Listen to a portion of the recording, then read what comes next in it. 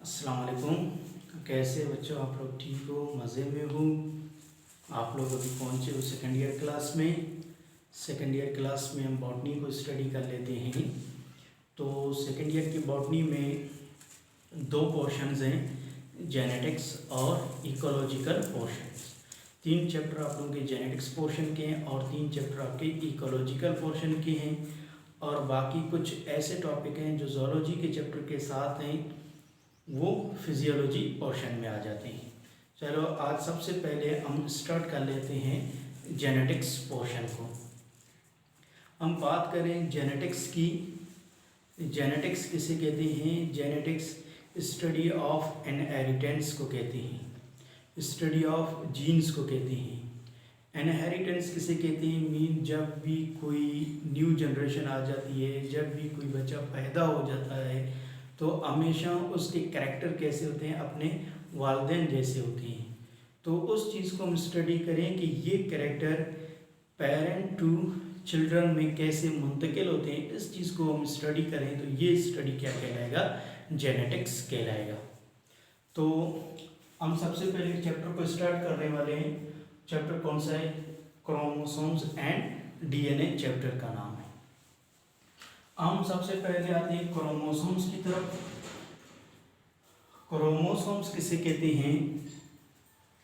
आप देखें, कोई भी एक सेल है, ठीक है, कोई भी एक सेल है। अब सेल के अंदर क्या पाया जाता है? न्यूक्लियस पाया जाता है। अब सेल के न्यूक्लियस के अंदर थ्रेड लाइक स्ट्रक्चर मौजूद होते हैं, धागे नुमा स्ट्रक्चर, थ्रेड लाइक स्ट्रक्चर मौजूद होते हैं, जिनकी तादाद हर जानदार बॉडी में मुख्तलिफ है, जो हमेशा जुफ्त अदद में पाए जाते हैं। ये क्या कर लेते हैं कि एक नस्ल के किरदार को दूसरी नस्ल में मुंतकिल कर लेते हैं, जिन्हें हम क्या कहते हैं? क्रोमोसोम्स कहते हैं।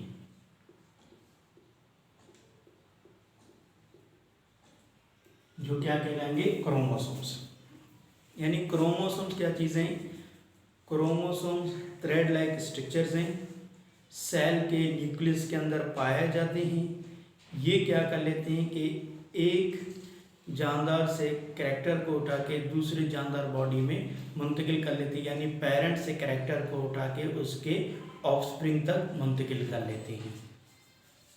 अब कैसे मुंतकिल कर लेते हैं? क्रोमोसोम्स के अंदर कौन सी खासियत है? तो क्रोमोसोम्स पर जीन्स पाए जाते हैं। क्रोमोसोम्स पर जीन्स पाए जाते हैं। यही जीन्स क्या कर लेते हैं? एक नस्ल के किरदार को दूसरी नस्ल में मुंतकिल कर रहे हैं। तो जाहिर है कि जब क्रोमोसोम्स ट्रांसफ़र हो रहा है तो जीन्स क्रोमोसोम्स पर मौजूद है। Genes are located on the chromosomes. तो जाहिर है कि जीन्स जब क्रोमोसोम्स के साथ ट्रांसफ़र हो रहे हैं तो वही कैरेक्टर उसी क्रोमोसोम्स और जीन्स की वजह से कैसे हो रही है? ट्रांसफ़र हो रहा है। एक बात याद रखें कि क्रोमोसोम्स, जीन्स और डीएनए, ये तीनों के तीनों क्या है? एक ही चीज़ें। इनका फंक्शन क्या है? एक ही है। ये क्या कर लेते हैं कि एक नस्ल के किरदार को उठा के दूसरी नस्ल में मुंतकिल कर लेते हैं। जीन्स क्या है? जीन्स को डिफाइन कैसे कर लेते हैं? Part of DNA which code for RNA. यानी हम क्या कह रहे हैं कि जीन्स क्या हैं? जीन्स डीएनए के पार्ट्स हैं। जीन्स डीएनए के वो पार्ट्स हैं जो क्या कर लेते हैं? बॉडी के अंदर आरएनए बना लेते हैं। आरएनए क्या करेगा? डीएनए से मैसेज उठा के साइटोप्लाज्म तक पहुंचा देगा कि अब सेल को किस तरह के प्रोटीन बनाना है, कि डीएनए की तरफ से कौन सी हुक्म आ रहा है।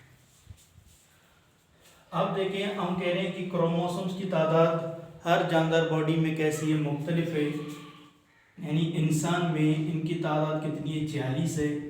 ऑनियन में इनकी तादाद कितनी है? 16 है। ड्रोसोफिला में इनकी तादाद 8 है। अच्छा, वीट में इनकी तादाद 42 है। मटर के पौधे में इनकी तादाद कितनी है 14। यानी अब ये क्या मुख्तलिफ किस्म की जानदार है, हर जानदार बॉडी के अंदर क्रोमोसोम्स की तादाद कैसी है, मुख्तलिफ है, कभी भी सेम नहीं होगा। और क्रोमोसोम्स ये कि हमेशा जुफ्त अदद में पाए जाते हैं, इनकी तादाद 2 हो सकती है, 4 हो सकता है, 6 हो सकता है, 8 हो सकता है, 10 हो सकता है, 12। यानी ये 1 नहीं होंगे, 3 नहीं होगा, 5 नहीं होगा, 7 नहीं होगा। हाँ, सिवाय मियोसिस की एक प्रोसेस के दौरान जिसमें नंबर ऑफ क्रोमोसोम कैसे होते हैं, ऑफ हो जाते हैं। अब देखें, यही क्रोमोसोम जब सेल के न्यूक्लियस के अंदर मौजूद हैं उस वक्त वैसे हम इन्हें क्रोमोसोम्स नहीं कहते, उस वक्त इनको एक और नाम देते हैं जिन्हें हम क्या कहते हैं, क्रोमेटिन। क्रोमेटिन किसे कहते हैं कि जब सेल के न्यूक्लियस के अंदर क्रोमोसोम्स किसी जाल की फॉर्म में आ जाते हैं तो वो क्या कहलाते हैं, क्रोमेटिन कहलाते हैं। जब सेल डिवीजन की प्रोसेस हो रही होती है तो फिर यही क्रोमेटिन यानी न्यूक्लियर मेम्ब्रेन जब डिसअपियर होगा, ये क्रोमोसोम कहाँ पे आ जाते हैं, साइटोप्लाज्म में आ जाते हैं। तो फिर हमें ये क्रोमोसोम नजर भी आते हैं, तो फिर हम इनको क्रोमोसोम्स का नाम ही दे देते हैं। अब बात यह कि क्रोमोसोम सेल के न्यूक्लियस के अंदर मौजूद हैं, हमें वैसे कभी भी दिखाई नहीं देते। तो एक प्रोसेस होगी बॉडी के अंदर जिसे कहते हैं सेल डिवीजन। सेल डिवीजन एक ऐसी प्रोसेस है, इस दौरान हमें क्रोमोसोम्स दिखाई देते हैं। सेल डिवीजन के दौरान क्रोमोसोम नजर क्यों आते हैं, क्योंकि सेल डिवीजन के दौरान जो न्यूक्लियर मेम्ब्रेन है ये कैसी होगी, डिसअपियर होगा। इसकी डिसअपियर होने की वजह से क्रोमोसोम्स कहाँ पे आ जाते हैं, साइटोप्लाज्म में आ जाते हैं। इस वजह से हमें क्रोमोसोम पर नजर आएंगे। अब सेल डिवीजन दो तरह के हैं,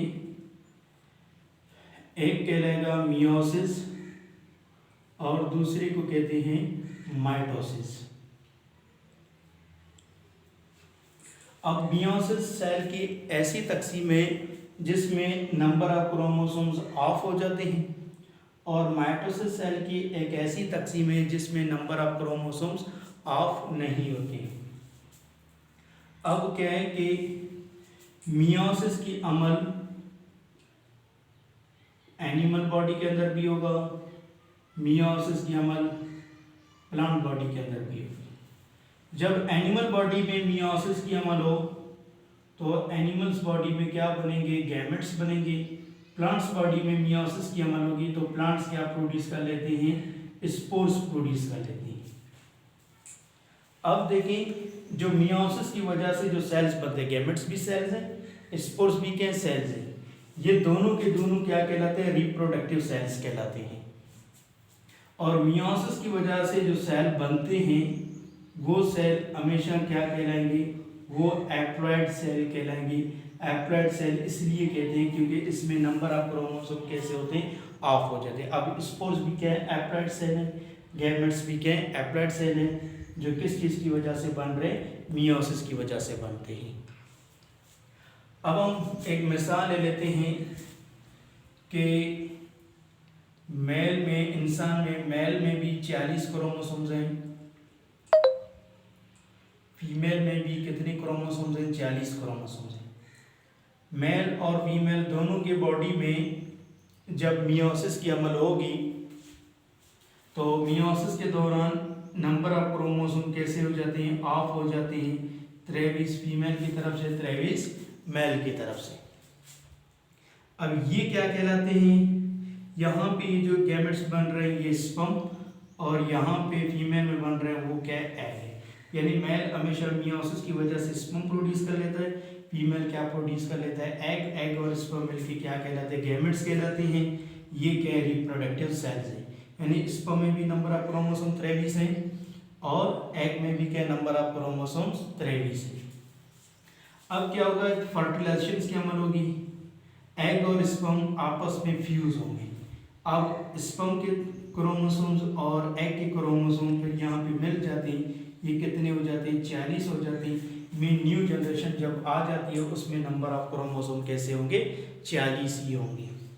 तो इसके बाद जो जाइगोट बन गई, बाद में एम्ब्रियो वगैरह बनता रहता है, यानी जब कोई एक जानदार आ जाती है, जानदार के बाद में वो जानदार बाद में ग्रो कर लेता है, बड़ा हो जाता है, उसमें जब सेल डिवीजन की अमल होगी तो फिर क्या होगा, माइटोसिस की अमल होगी। माइटोसिस की अमल हमेशा हमारे बॉडी में सोमेटिक सेल के अंदर हो रही है। सोमेटिक सेल किसे कहते हैं, यानी सेक्स सेल के अलावा बॉडी के अंदर बाकी जितनी भी जो सेल पाए जाते हैं वो क्या कहलाएंगे, सोमेटिक सेल कहलाएंगे। यानी हमारा नाखून कट गया, दोबारा ग्रो कर लेते हैं, माइटोसिस की अमल होगी। जल्द कट गया, दोबारा ग्रो कर लेते हैं, माइटोसिस की अमल होगी। बाल काटे, दोबारा ग्रो कर रहे हैं, माइटोसिस की अमल हो रही है। यानी ये माइटोसिस की अमल होती रहती है हमारे बॉडी के अंदर हर वक्त। ये था हमारा आज का टॉपिक। कल हम स्टडी कर लेते हैं स्ट्रक्चर्स ऑफ क्रोमोसोम्स।